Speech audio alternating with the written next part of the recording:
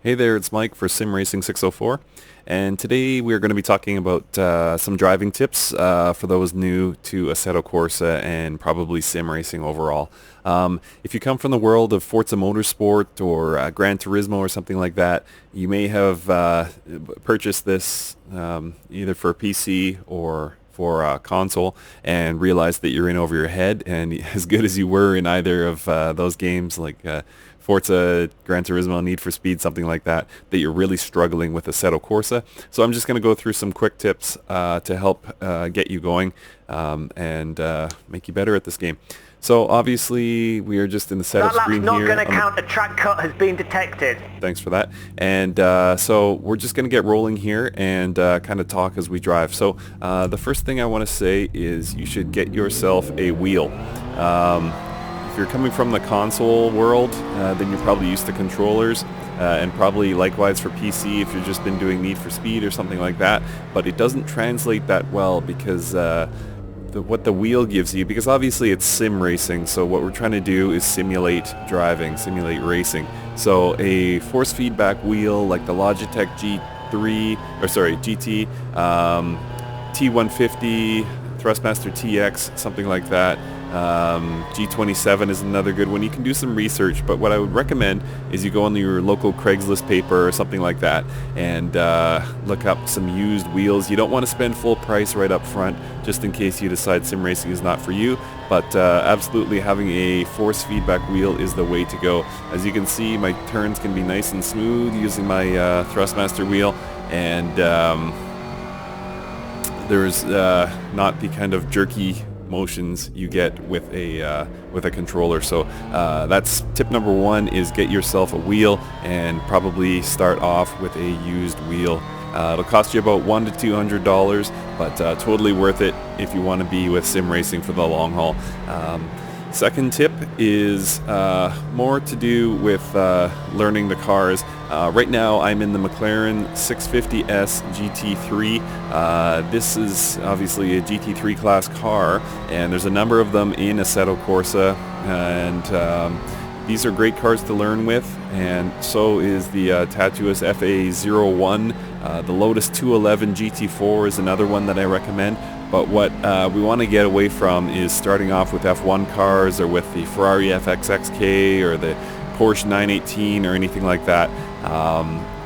What you'll want to do is start off with a car with somewhat neutral handling, not a tendency to oversteer or understeer, just kind of very easy to drive.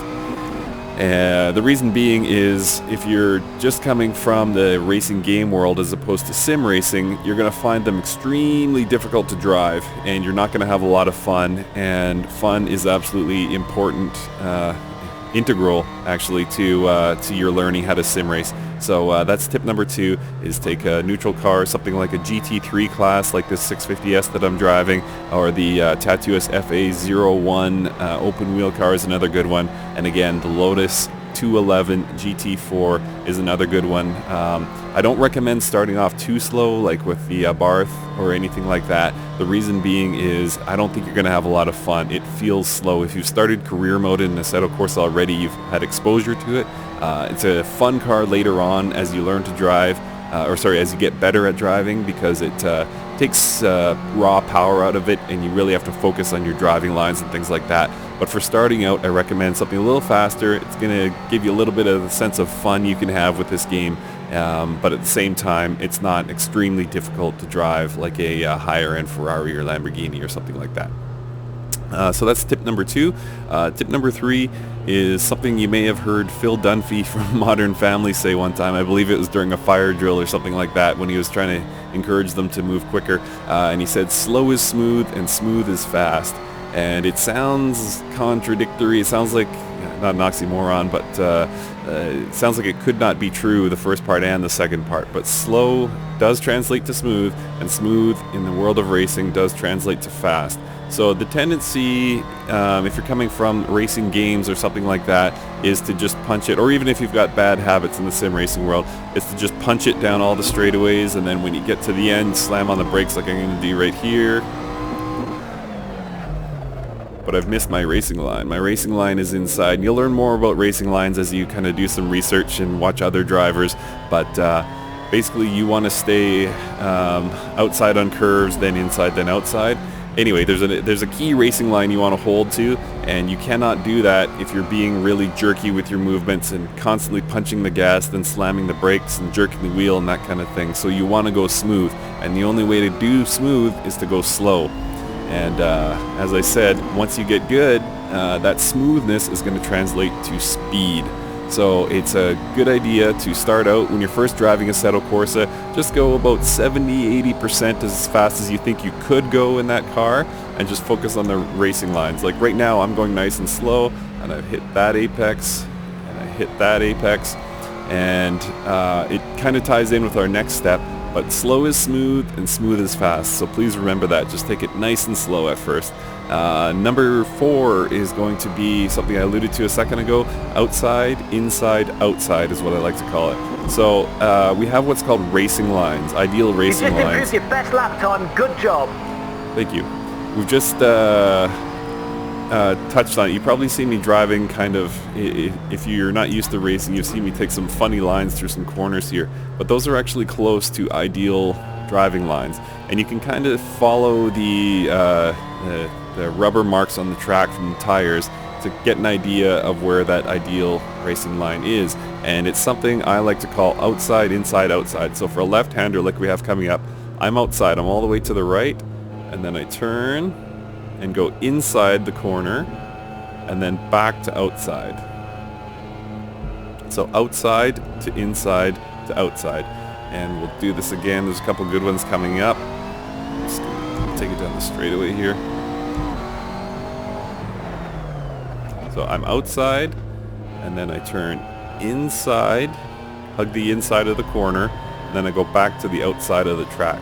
Is that faster than going outside, inside, inside? Yes, absolutely. This is a left-hander, about a 90 degree coming up, so I'm all the way outside. I turn hard inside, and then I'm back to the outside. That's a better racing line than outside, inside, inside. So I'm outside, and then inside on this right-hander, and then back to outside. And there's all kinds of, you'll see there's a chicane coming up that kind of forces you out of that, but in general you want to go outside to inside to outside. So I'm outside, I hug the inside, and you can again just follow the tire marks back to outside. That allows you to maintain the most amount of speed. So I have a double, I have a left and a right coming up, so I'm going to go one gear down, and again outside to inside because it's a double corner, and then back to outside. But another right-hander coming up, so I'm outside, and then I go inside, and I'll go back outside, and that's a good corner. So outside, inside, outside is tip number 4, and tip number 5, it's going to sound corny, but have some fun with this. Good job, that's your best time so far. Even better, I'm improving. So fun, I know that have fun with it sounds like a TV chef saying, you know, the secret ingredient is love or something silly like that. But it's actually a very important step to learning to sim race. Reason being is it's like so many things in life. Sim racing, getting good at it, comes down to practice. You have to put in so many laps. And even though I'm several hundred hours into sim racing, I'm still nowhere near the top of my field. And the guys and gals who are ahead of me have just put in more laps. That's a lot of it. I mean, there is some talent does come in at some point in the very upper echelon, but if you want to get good, get competitive in online racing, or start to challenge world record times on certain tracks, you will need to put in a ton of laps, and so that's where fun comes in. My suggestion is you pick a car that you've always dreamed of. Maybe you're a Ferrari guy, maybe you're a Mustang guy, whatever it is, but don't pick anything too challenging. But find a car that you can actually handle, that you like. Take it out to a track that you enjoy. You know, try a bunch of different tracks and put in 100 laps. Not 20, not 50, not 70. Put in 100 laps at about 70 to 80% of how fast you think the car could go. Focus on your lines. Focus on being smooth, and that 100 laps is going to benefit you to the nth degree. all your peers that started at the same time as you are going to be way behind where you are. Like I said, I'm not by no means world class, but I am starting to get closer and closer to some world record times. And the way I did that was just to pick a car I loved, which in my case was the Pagani Zonda R.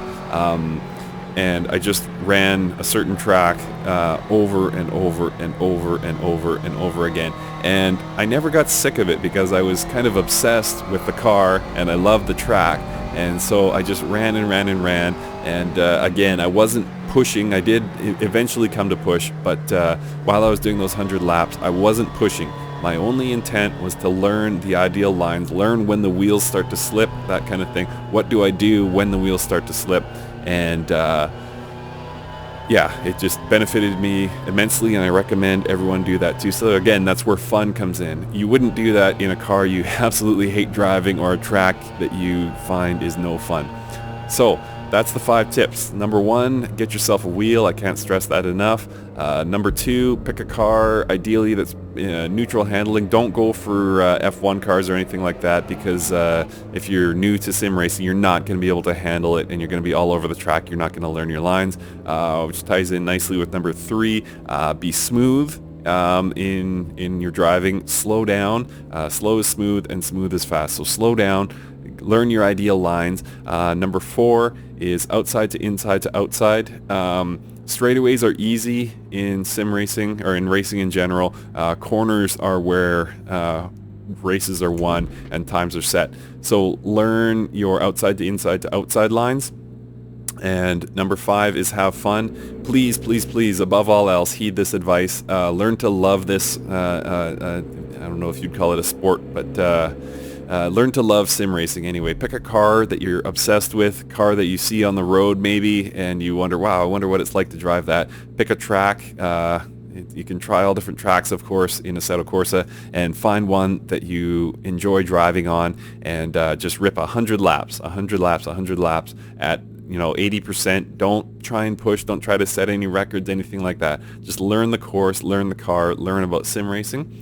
And that's going to do it. So thank you so much for watching. If you have any additional tips that you think people should know, if you're a sim racer, or if this has helped you, please leave a comment below. Also, please hit like if this has done anything for you. And I will have lots more videos coming up, so please hit the subscribe button as well. This has been Mike for Sim Racing 604, and thank you for watching.